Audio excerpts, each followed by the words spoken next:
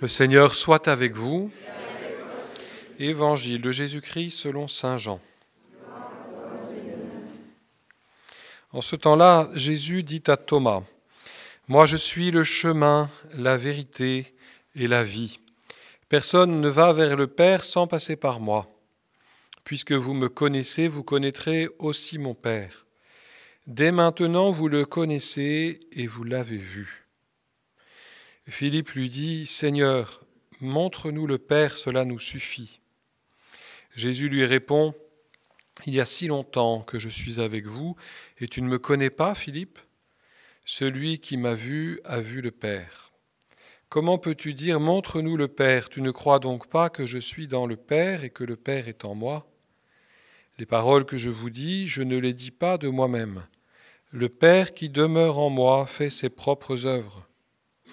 Croyez-moi, je suis dans le Père et le Père est en moi. Si vous ne me croyez pas, croyez du moins à cause des œuvres elles-mêmes. Amen, amen, je vous le dis, celui qui croit en moi fera les œuvres que je fais. Il en fera même de plus grandes, parce que je pars vers le Père, et tout ce que vous demanderez en mon nom, je le ferai, afin que le Père soit glorifié dans le Fils. Quand vous me demanderez quelque chose en mon nom, moi, je le ferai. Acclamons la parole de Dieu.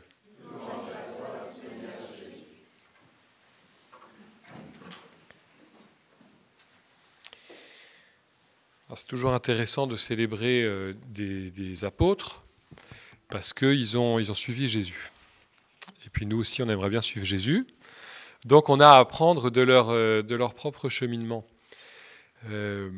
Les apôtres, ils ont tous d'abord été choisis personnellement par Jésus, appelés personnellement par Jésus.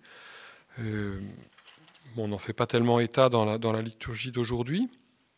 Mais ensuite, on voit qu'ils ont tous appris à vivre avec lui, alors sur cette terre, en particulier pendant les 3 années du ministère public du Christ, et puis ensuite après la résurrection.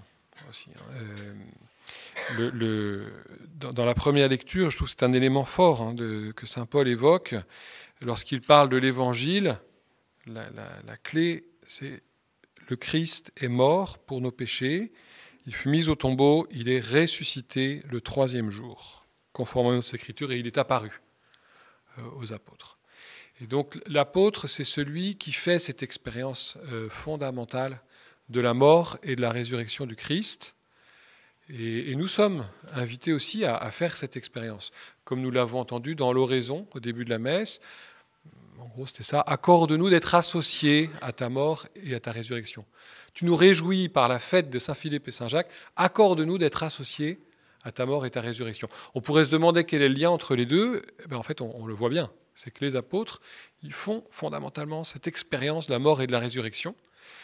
Et c'est ça qui les conduit à se réjouir au ciel. Et chacun fait cette expérience du Christ d'une manière unique. Et c'est ça qui est savoureux dans l'Évangile. L'Évangile d'aujourd'hui commence par Jésus dit à Thomas, « Moi je suis le chemin, la vérité et la vie ». Je ne sais pas si vous vous souvenez de ce qui s'est passé avant. C'est Thomas qui dit, « Mais comment pourrions-nous savoir où tu vas ? Comment pourrions-nous savoir le chemin ? Nous ne savons même pas où tu vas. » Et Jésus lui donne cette réponse, « Je suis le chemin, la vérité et la vie ». Merci Thomas, ça fait des choses intéressantes pour nous. Et puis Philippe là-dessus intervient et il dit, « Montre-nous le Père, cela nous suffit. » Le Père est en moi, etc. Donc, vous voyez, chaque apôtre, en fait, contribue, aussi avec ses limites, en fait, à la foi de toute l'Église. Et nous en sommes, nous en sommes les récepteurs, nous en bénéficions, nous sommes les bénéficiaires. Parce qu'ils ont fait cette expérience de Jésus vivant, avant sa mort et sa résurrection, et puis après aussi, ils sont les témoins de cette présence et de cette action du Christ dans l'Église et dans le monde. Et comme nous avons demandé au début de la messe au Seigneur de nous associer à sa mort et sa résurrection, eh bien, c'est à ça que nous sommes appelés aussi, à vivre cette expérience de manière unique, chacun d'entre nous, avec ce que nous sommes, de la même manière que les apôtres étaient uniques, pour que nous puissions aussi en être les témoins. Et ce que nous avons reçu de Thomas, de Philippe, de Jésus à travers eux, nous sommes aussi invités à en être les acteurs. C'est-à-dire que vont recevoir ceux que nous fréquentons, que vont-ils recevoir de Jésus à travers nous? Autrement dit, quelle est l'expérience de la mort et de la résurrection que le Christ veut nous faire vivre? Alors peut-être qu'on pourrait témoigner chacun, là, oui, moi j'ai fait une expérience de la mort et de la résurrection de Jésus quand j'avais 20 ans, ou je ne sais quoi. Bon. Et puis en fait, cette expérience de la mort et de la résurrection de Jésus, on est invité à la revivre sans cesse, de nouveau, et en particulier chaque année à Pâques. Et le temps pascal dans lequel nous sommes nous est donné justement pour prendre le temps d'accueillir cette expérience. Quelle expérience ai-je fait cette année de la mort et de la résurrection du Christ? Alors que ce soit, c'est pas forcément pendant la vigile de Pâques, hein, ça peut être pendant la Semaine Sainte, ça peut être pendant l'octave, ça peut être peut-être même tout récemment. Mais certainement, le Seigneur veut nous faire vivre cette expérience. Pour nous, parce qu'il nous appelle, chacun de nous personnellement, mais aussi pour ceux vers qui il nous envoie. Voilà, alors demandons par l'intercession de Saint Philippe et de Saint Jacques que nous puissions être éclairés sur ce que le Seigneur a fait, ce que le Seigneur fait pour nous et à travers nous cette année.